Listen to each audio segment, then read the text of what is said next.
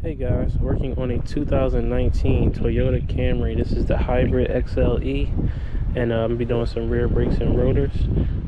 Let's begin. As we can see here, this has the electronic parking brake, so we need to go into the vehicle and we're gonna need a bi-directional scan tool to get started on this job. Tapped into the OBD port right here. Let's pick her up. Close the door.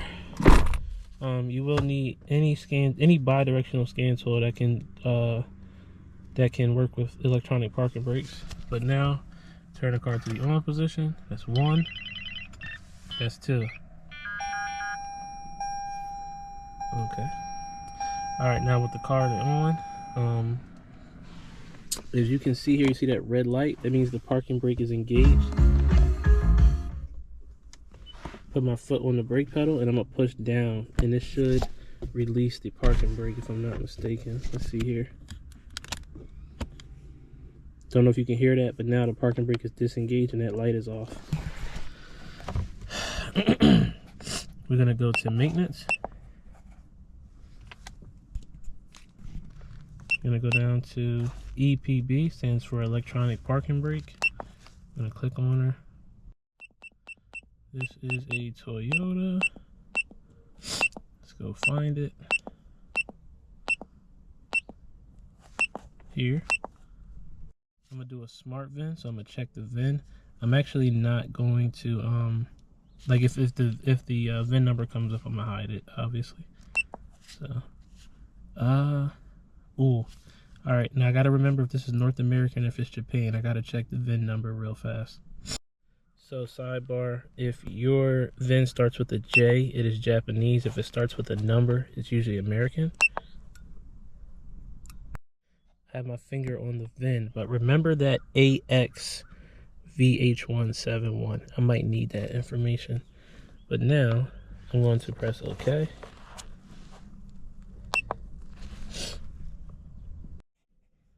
Five minutes later, we can now go to parking brake release. We're going to go to full release control. All right, here we go. The car's in the on position. The vehicle is stopped. Available commands are on and off. I'm gonna press OK. And the full release control is off. I'm about to press the on button. Give me a second and I'll let you guys see and hear the parking brake actively going into brake service mode. I'm going to press the on now, and we should hear it.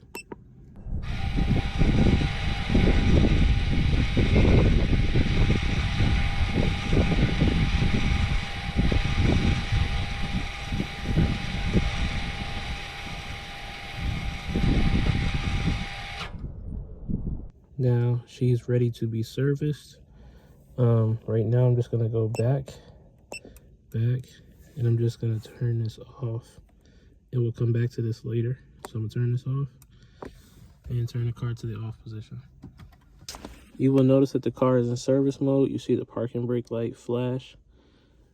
Okay, the car just turned off because I opened up the door, but let me see. Okay, yeah, you'll see the parking brake light flash, and you'll see a park light flash on the dash as well. And also, these are 21 millimeters. If you look right there, that is a spot where the car can be jacked up from the rear. And the pinch wheel is right there. Let's begin. Now, to begin, I like to get a little WD-40. Since I'm doing the rotors, I'm just gonna spray around here, spray a little in those holes. Hopefully that helps it come out easier, assuming it's not stuck.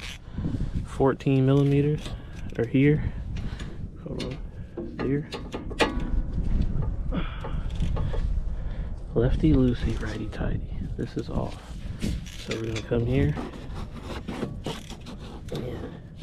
Okay, she's spinning already.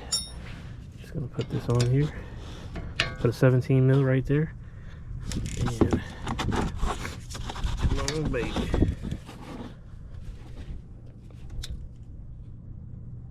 There we go. Whew. Ow. Ooh, my finger. That hurt. And there's a 14 millimeter down here as well. I like to break them both. And like I said, get a 17mm wrench to hold that in place. And then that'll come off just like that. Let's try to get this off again. Use a 14mm. It's kind of hard to get it on here because the parking brake, the electronic motor sits right on it. You can't get like a clean grip on it. And she's finally out. Ooh, that has some red thread locker on it. And then here, just gonna come here, and now that's out. Look at that red thread locker. No wonder why it was so hard to get out. It's crazy. And we're gonna come here with a flathead and just kind of walk her out. I feel her getting loose. But now, what I'm actually gonna do here is I'm gonna lay her kind of out the way for now. And we will come back over here. I still have the electrical connector connected to it. And let us remove the 17mm that's back here. Let's see if I can do this. Let's see if I'm strong enough. There we go. That's that one. And there's another one down here.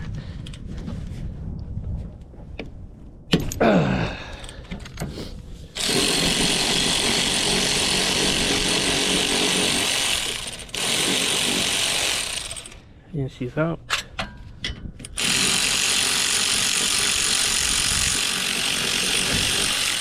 And that's out. And now we can pull that out and we see our all our old stuff.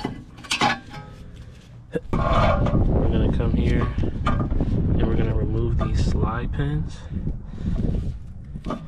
Yeah, okay, good. Get a paper towel here, hard paper towel.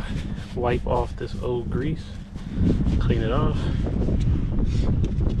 Using something called silicone paste is better than like that normal brake grease stuff. It gets hard over time, it gets hot, and these things get stuck in there. And then when these get stuck, your brake pads will ride the rotor and you'll get excessive pad wear. So you need to make sure these are clean and lubricated. And you know it's good when you can feel that in and out play. Same thing here. Pull them out one at a time because usually one of them has like a rubber ring inside. Don't know what that's for. I don't know if they can be mixed or matched or not. Don't know if it matters. But put it back in. And then boom, we're good there. Now we can prep for our new hardware. It's time to start prepping and cleaning everything. So squeeze these old brake pads out, get them up out of here. We're gonna start popping these clips off because I have new brake hardware. If you can, always replace the brake hardware.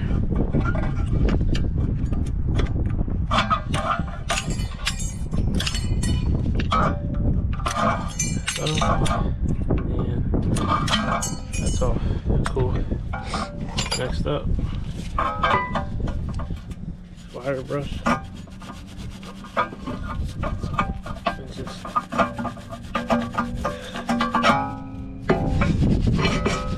removed all that rust. And before we just jump into installing the new hardware, I'm gonna use some ceramic brake parts lubricant, and I'm gonna put some on the actual backing plate itself. So what this does is if that metal on the backing plate wants to move at all, usually when metal and two pieces of metal scrape together with no lubrication, that's how you get brake squealing. So what you do is you put a little bit of this behind it, so if it moves at all, the lubricant will prevent it from squealing. Okay, now we can get our clips. They look like this with the tab sticking up like that. We're gonna install them.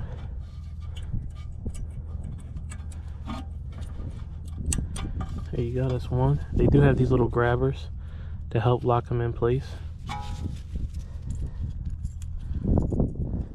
So just be careful not to damage those. That's 2. And this is 4. Nice. And then the only thing left to do here is just wipe off the extra. You don't want this stuff getting on the rotor itself. Wipe off the excess in there. Now we're ready. This is prepped and clean and ready to go. Let's jump to our caliper here. And I think I'm gonna remove this sensor actually. Nope, she ain't moving. So I'm just gonna turn her like this so you guys can see what I'm doing. Some brake clean. See all this dirt and grit and stuff? Before we push that back, we don't want to push all that stuff back in there. Some brake clean. Just gonna wipe that grit off. Look at that, that looks way better. We don't want to split the boot, and as you can see, that boot is already damaged a little bit. And now, since we have this car, since we put the thing in full release mode, the electronic motor, the thing that spins in here and pushes this out, is back in here, so we can safely push it back. I usually like to crack the bleeder screw so that when you push this back, the brake fluid, the old brake fluid, leaves the system. But on these electronic parking brakes, when you put it in service mode, all the brake fluid leaves the chamber as well, so nothing comes out when you put the bleeder on it. That's the only thing about these that's a little bit different. But with a brake tool or a C-clamp, you can just gently squeeze it back, and look how smoothly it's going back in. And she went back in flawlessly. Nice. Alright, now we're gonna just clean up in here. Just clean out the rust, clean up the surface area here. This is where the backing plate is gonna make contact with the brake pads, and just clean the little face a little bit. Now, caliper is prepped, and now it's time to swap out this rotor. See, now this is a solid rotor. It's not coming out. It's pretty rusted to the hub. I could get a sledgehammer and bang it, but another cool thing you can do is you can get the caliper bolt that goes in here like this. And what you do here is you try to thread it in there. If it doesn't thread, I always recommend, I have spare nuts and bolts in here. Give me 1 second. So I have a random, one of these random bolts I have in my drawer of random bolts. And what we're gonna do here is, instead of slamming it and putting a little bit of damage on that wheel bearing, what you're gonna do is get this 13, and as you push it in, it's gonna push against the hub and force the rotor off. And look at that, she popped off.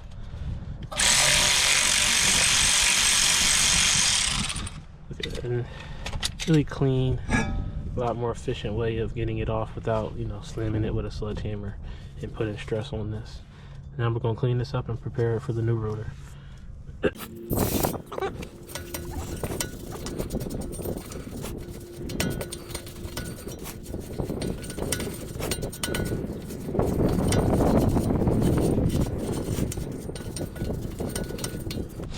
Now, with all that being prepped, it's time to just start installing all our new parts.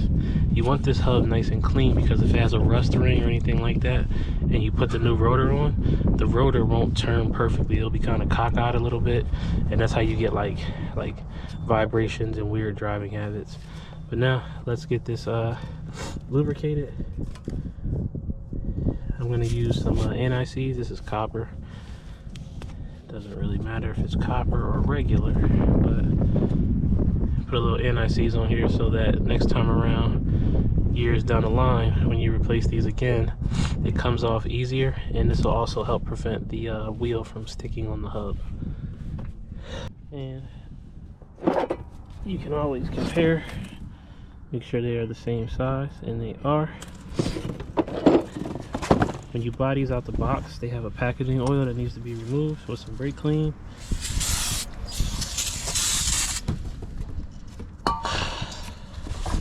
Wipe this around here. And this is supposed to have a coating on the hat, but oh well. That's unfortunate. And then here, if you install these with the coating on there, your brake pads won't have like good bite, because the oil, it's a packaging oil to keep the rotor from rusting as it sits and just clean this out. Now we can start installing everything. Slide it on nice and flush. Get a little rotor stud if you need to. This will hold it in place so it doesn't fall off, just like that. Nice. Tiny bit of low strength thread locker. I'm gonna put these on here. I'll find I don't actually have the torque specs on these, but I'll find them for you guys.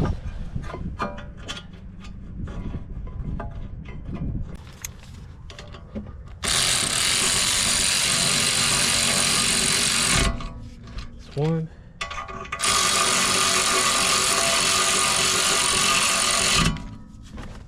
That's two. And I'm gonna get my 17, and I'm gonna tighten this down real fast. 17 millimeter with a wrench extender here,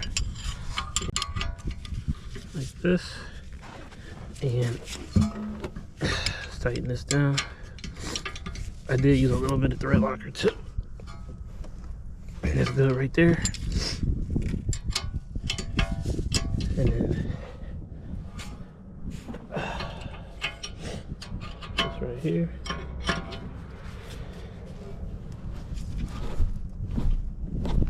And that's tight. Perfecto. Now let's get these brake pads on. And we got our brake pads here.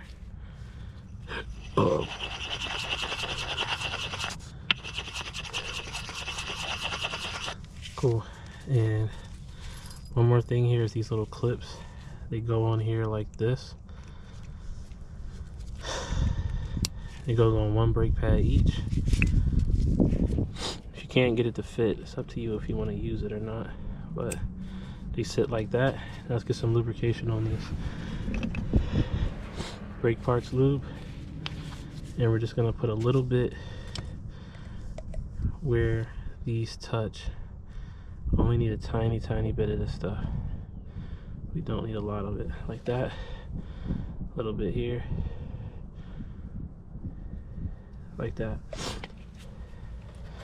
And now, when we slide this in,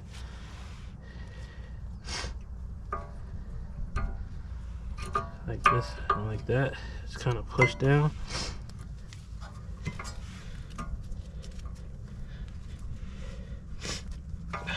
Hold on. Pull it back. Kind of slide them both in like that. And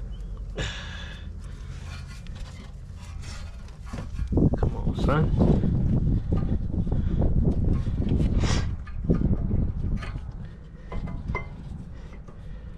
There you go. And it slides in like butter, like that. And I'm gonna do the same thing on this side and here. And now, good. There's one last thing I'm gonna add, and then we can get this thing on here.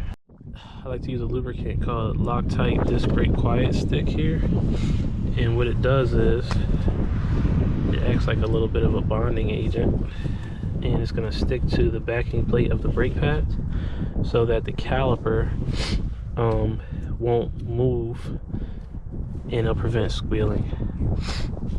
So now with this, I'm going to turn it and throw her on there, and that's perfect. Alright, and the one thing I'm going to do real quick is I'm going to knock some of that red thread locker off of those bolts. But if you ever want to pull this out, you can pull this and you drop this bolt, or pull that sensor out if it's annoying to you. Once you clean these up, line them up and start spinning them by hand. We are going to get this 17 mil on here, like that.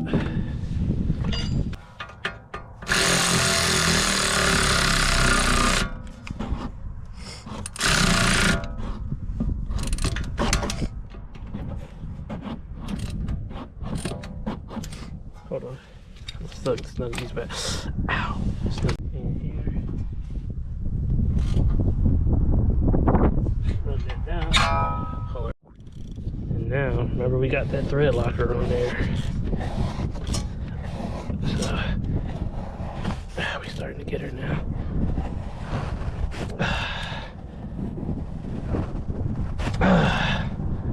And she's tight. Whew, my goodness. Okay. Whew. And now, we got our caliper bracket, caliper on, brake pads, rotors. We are all done here. I'm gonna do the other side. We're gonna jump back into the car and put this back in normal mode so we don't have our blinking parking brake light. All right, get back to you guys. With both sides complete, let's jump back into the car. Before we do anything else, I have the car back in the on position. I'm gonna pump the brake pedal, and this is going to I think this has like an electric master cylinder or something, but it's good to do this just to pump the back brakes and make sure that they're back on the caliper. I mean, the caliper is pushed back out. All right, and as you see here, we still have our flashing parking light and our flashing parking brake. I mean, our flashing parking light. I'm gonna go back to the electronic parking brake controls. I'll get back to you.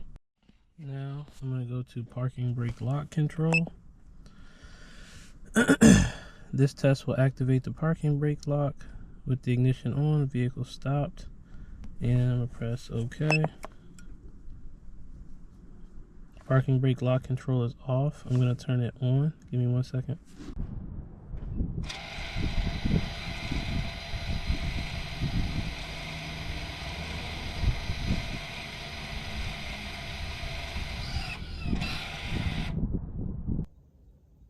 And now, with her being on, with the lock control being on, our parking brake light is dawn and our park light is out. So now what I'm going to do is I'm just going to pull this up and see if our parking brake comes on. And that's on in the lock position. Park is on. I'm going to put it back down now. I think you got to put your foot on the brake pedal. And it's normal. And we are back to normal mode. And with that, we are all done here. Take it for a test spin. Like I said, don't break the pads in hard. Break them in nice and gentle. Be pretty easy on the brakes for the first 50 to 100 miles. Put your wheels back on. 21 millimeters, 100 foot-pounds. And we're all done here. Thanks for watching, you guys. Till next time, out. Bye.